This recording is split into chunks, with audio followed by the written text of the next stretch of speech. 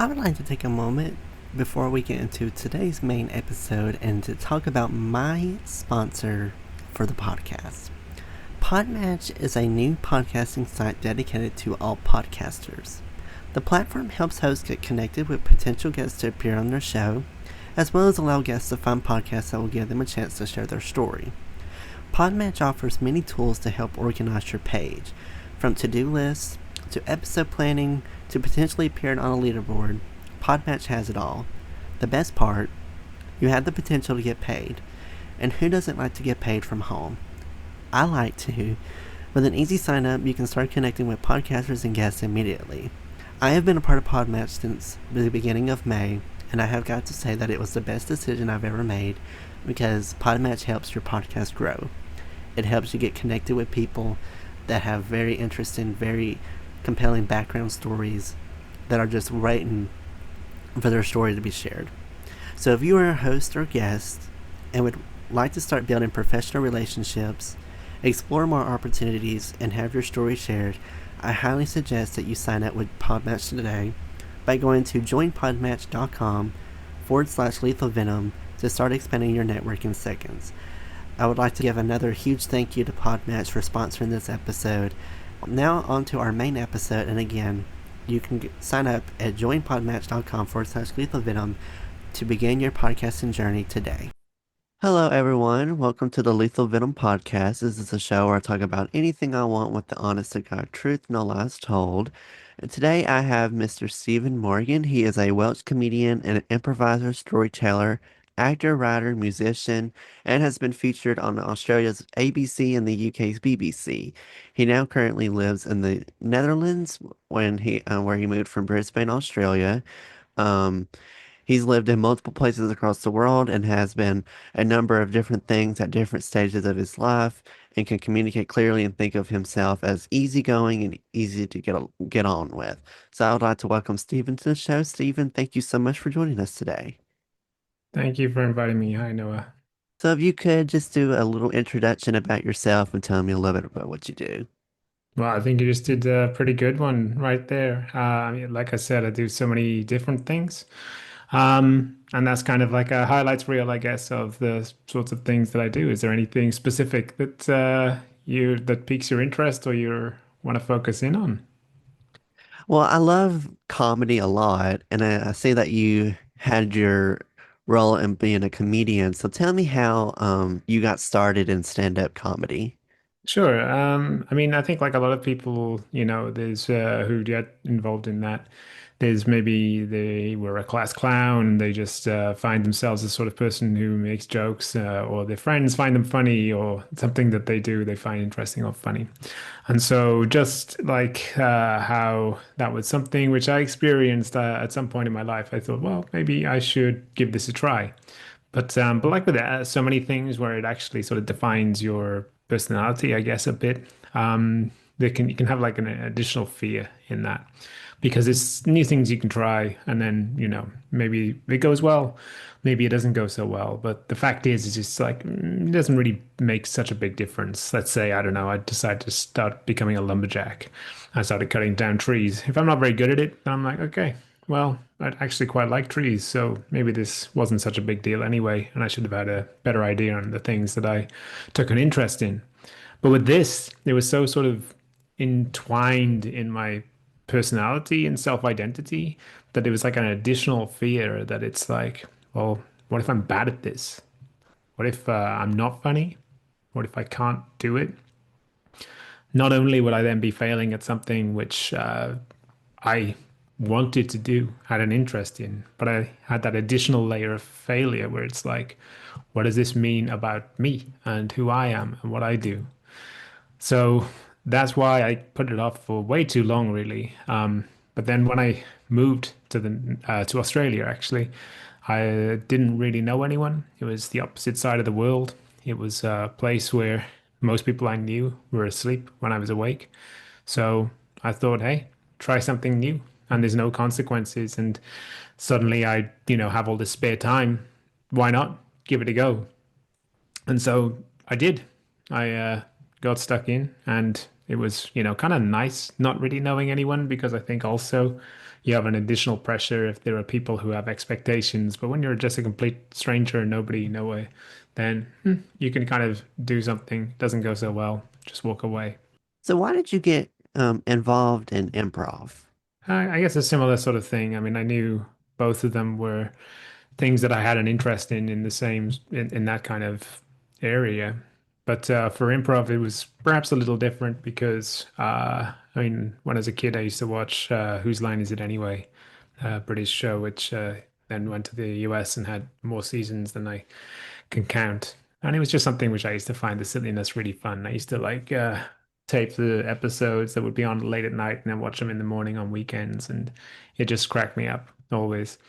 And so I thought, well, okay, this is another thing I want to try in that same sort of way as to what is comedy. And that one was like a lot quicker as well, of just resonating. Because the thing with stand-up, of course, is there's a lot of writing, there's a lot of failing.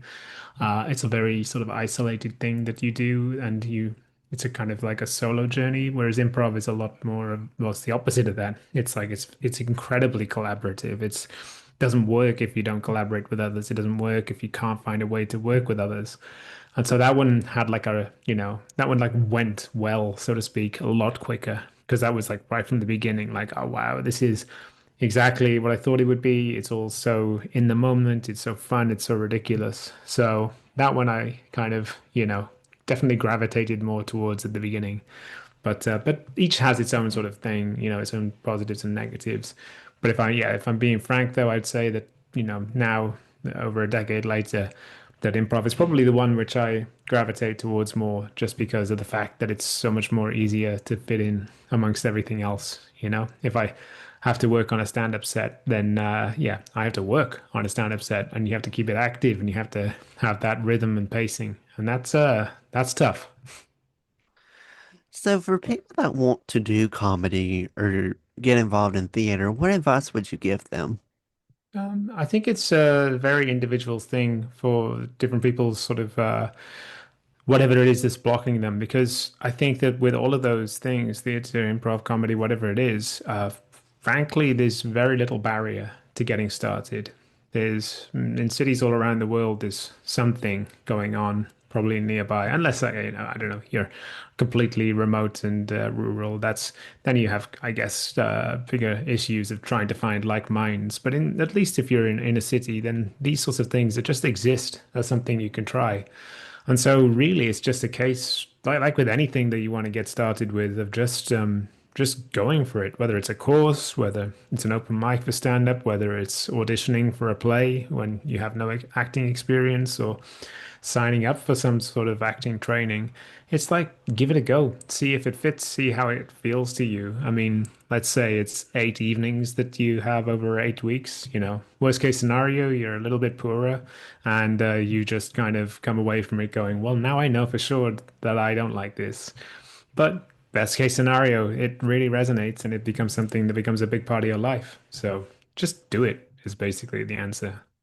Kind of switching gears a little bit, when I introed you, you also live life as part, you were a musician. So tell me a little bit of how you got into music and a little bit about what it was like being a musician.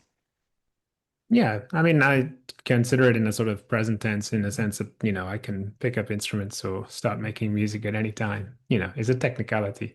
But for me, music was like my primary love, like growing up, that was the thing which I was super into.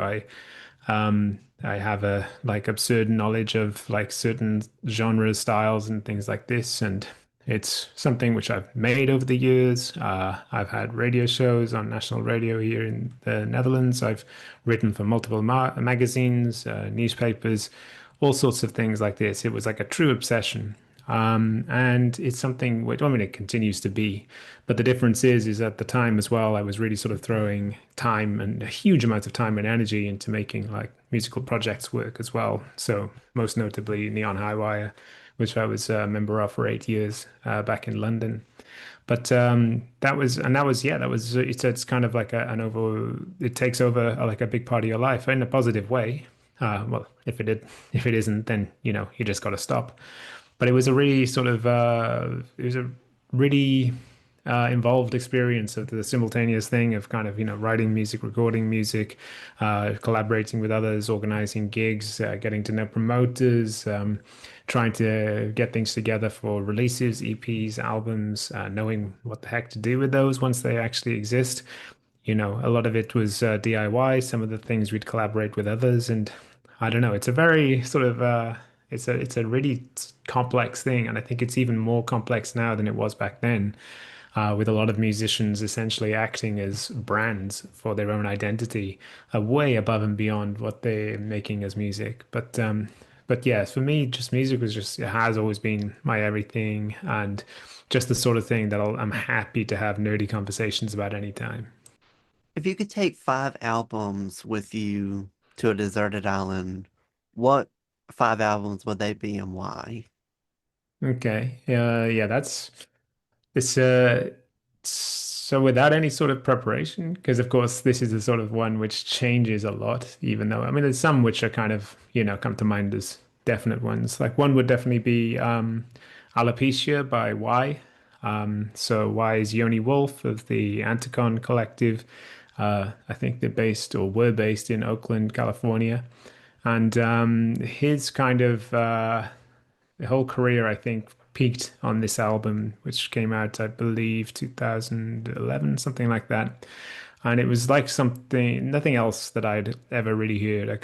Still can't really quite put my finger on how you identify with it. I mean, he came out of Cloudhead. He had like this really sort of obscure hip hop style with Dose One, but then sort of embraced this sort of more of a slacker indie sort of vibe to it as well, which is a weird kind of combination to put together, but also the sort of combination which just doesn't really naturally fit, I think.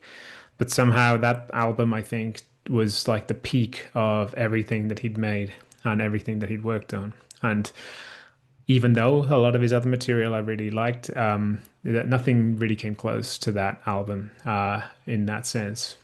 Another would probably be Hissing Fauna, the of Montreal kind of seminal album. They are an incredibly creative band who've just put out so much eclectic music over the decades. I think that particular album, which was a something where Kevin Barnes was exploring a breakup of his, and probably had more of a focus on sort of melodic tunes and like traditional song structures, well, as far as they go anyway. But it was really sort of something which kind of resonated with me at a point in my life because he's essentially talking through a breakup, and it coincided with a big breakup that I had a long time ago. And even though I know that's perhaps a maudlin subject to focus on, it was just something which kind of like, it's an album which had it just kind of like connects with you on so many different levels and is enjoyable on so many different levels that it's one that I definitely I revisit now, even in these days. Then probably I don't know, like let's say Travels with Myself and Another by Future of the Left. They're a Welsh band or Welsh and some English, but a band who I've kind of like followed over the years with a lot of, well, heavy riffs, but also very witty lyrics and in a sort of way that sort of skewers in a cynical like approach to life and people from a perspective that I can kind of relate to because I think that there's a lot of commonality that we have in like how we grew up and world experience. So that's something which I've always kind of like gone to, and I have to admit as well the intensity of it all is kind of quite visceral at times as well.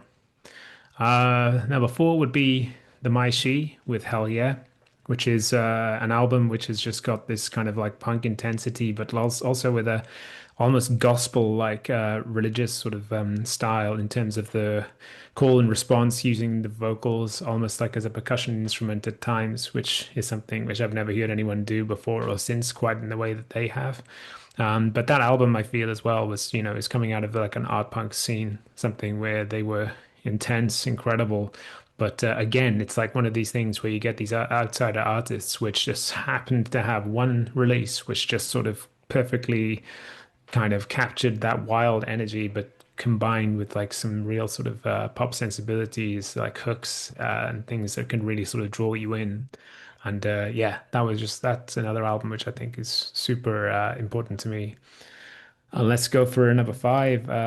Then maybe I'll say, um, let's go for Worry, Jeff Rosenstock.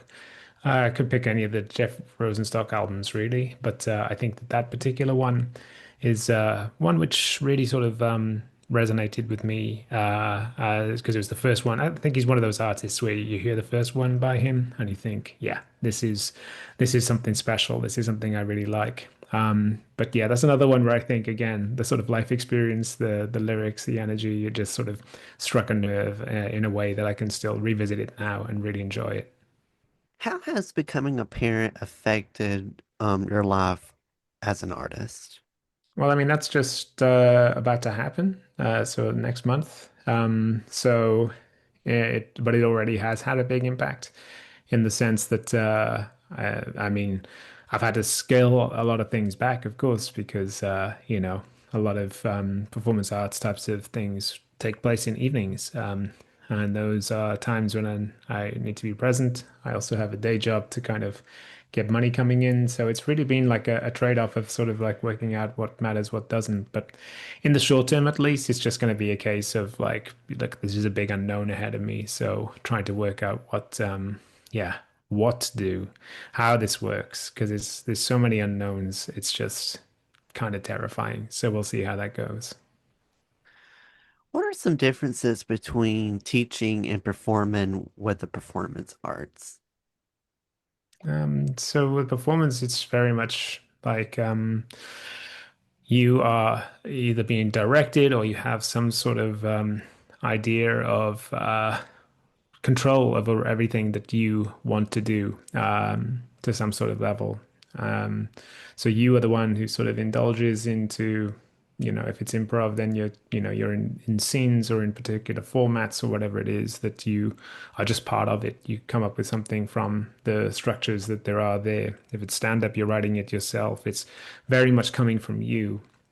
Whereas with teaching, it's a lot more about empowering others, which I think is a whole sort of like a different skill set or mentality altogether. So, for example, I recently taught a corporate workshop for this company who wanted to do this as like a social activity to learn improv and then put on a show at the end of it. And so we had these like 4 evenings where I just run through some, fairly easygoing games and exercises. It was a small startup. They were, very up for it and like got really into it, which was really nice as an experience. But all the way through, I'm trying to make sure as a teacher, I'm always the one who's sort of, just keeping things together. I'm not the one there to be the interesting one, so to speak. I'm the one there to try and help them be as creative or funny or engaging as possible. And so that was something which I, really kind of try to actively do as part of my teaching is I don't want to, I want to serve. I don't want to be the center of attention. But then when it came to the show itself, of course, that's a show then. And if you're hosting something, then you have to take it with a totally different energy. Now you're a host, you have to engage with the audience. You have to be high energy. You have to sort of really sort of work out, hey, well, how does this work? What's going on? So I did that. And yeah, it's kind of, just what I always do. I'm so used to it. But afterwards, one of the students came up to me and said, damn, we were so worried because like you're so serious and, kind of like low energy in the classes. But then we were just like thought, oh, it's just going to be, just, I don't know, boring, I guess, when it comes to the hosting, but you're like a different person. And I was like, yes, well, thank you, because I'm glad you recognize it, because that's intentional. It's completely intentional. And that's what I do try to do. It's a big difference in who you are. And so, yeah, that kind of sums it up. So, switching gears, you talked about in your intro that you are also an actor. So, how did you enjoy scripted acting? It's a lot more difficult for me. I think that for some people, it's a really, they actually find this easier than the alternative. But for me, because, I mean, I don't know, partly because my memory is awful at learning lines, but also because I kind of think that I kind of bored easily. So the whole idea of like repeating until it's perfect I can sometimes, lose that momentum and energy as opposed to be able to pull it back to do it again and again and then still have that same energy from the first time. But I have had now, a few small roles in like just kind of TV shows, which is an exciting experience. Just being part of a big production, even though you're like the smallest, like least important person who's there as part of it.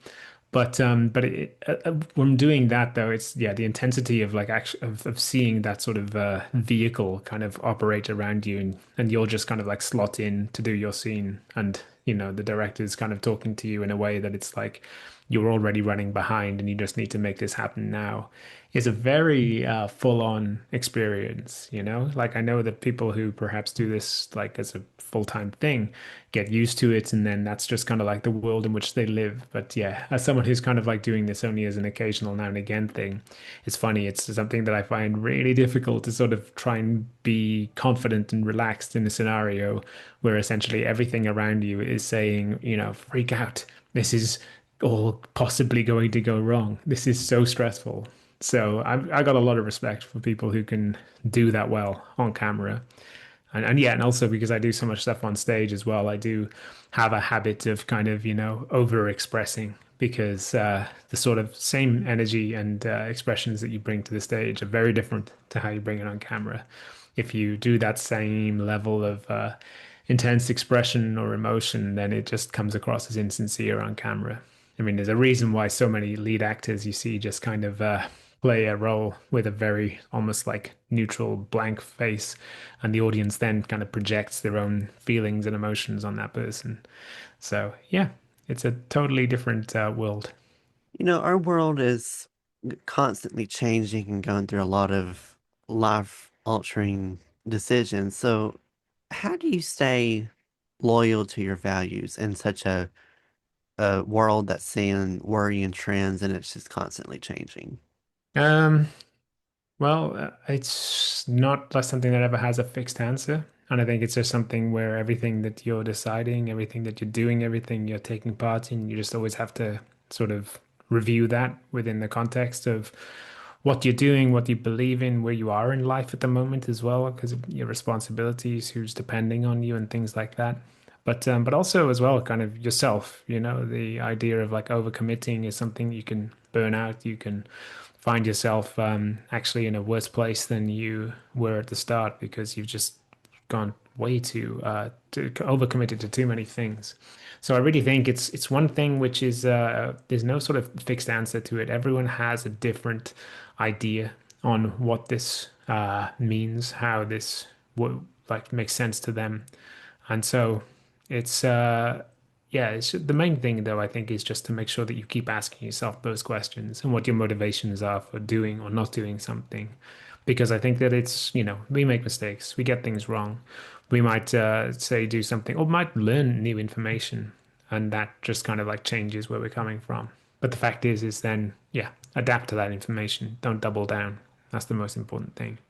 What advice can you give to someone thinking of wanting to move to another country or they're just wanting to move to another place? What advice do you have for them? I think it's a great thing to do. I think it's a very different experience living somewhere than just visiting somewhere because you experience so much more in negative ways as well about what that place is really like to be a part of. So, if you're on holiday somewhere or traveling or something like that, you are really sort of engaging sort of a very easy, disconnected reality with what the troubles, the difficulties, or what the day-to-day life is for someone who's living there. And I think the one thing that was really sort of profound for me was just noticing the differences between what I was used to and what I guess I'd taken for granted as just how things were with the people around me, my peers, and things like this, and what actually was not really that normal. There was, you might have totally different value systems. You might have people who find something so important, like as a topical matter, but to you it just seems so insignificant because this is just not where you are. And the funny thing when that sort of situation happens is you don't just sort of question the thing itself. You don't just question, oh, look at this strange observation, but it also makes you question some of the other things which you until now have really just come to assume or that matter or are really sort of an important thing or a value even that you have. And yeah, it's fascinating sort of having that first-hand experience of having some sort of empathy or, relation to the new situation you're in, but also just really noticing the differences and trying to sort of work out what they mean.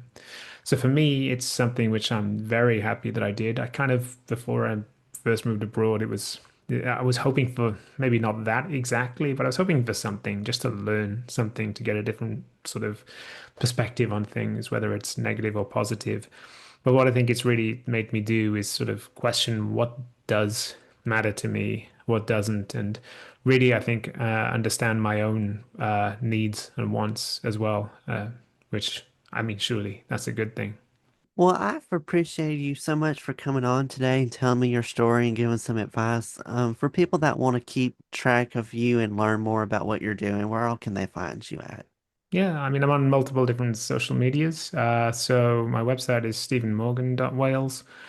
So everything is listed on there. I also have upcoming events, of which there's not so many at the moment because, as I said, I'm about to become a parent. But yeah, that's where I have what I have, and that's where you can find where everything else that I'm up to. Well, I appreciate you so much and congratulations on your baby coming up. Hopefully it's wish you nothing but luck with that. But thank you so much for joining me today. For my listeners, I'll put all of his links down in the description box. I'll put his website at as well as social media accounts. So all of his links will be in one spot. For my social media, I'm Lethal Venom Podcast on Instagram and TikTok. YouTube and Facebook is Noah's Podcast. And as always, you can listen to Lethal Venom wherever you get your podcasts from. Spotify, Apple Podcasts, Amazon Music, iHeartRadio, Pandora, YouTube. It's everywhere. Just wherever you get your podcasts, it's available there. Um, this side note, I have had to do like a huge change of scenery. I did have to move. I'm hopefully going to try to do an episode here and soon explaining about the changes that are happening. Um, but other than that, Stephen, did you have any last remarks before we wrap things up? No, that's everything. Thanks, Noah. All right. Well, I thank you to Stephen for being my guest today. And as always, I hope y'all have a great rest of your day. Y'all be safe out there, make smart decisions, and I will see you all in the next episode of Lethal Venom.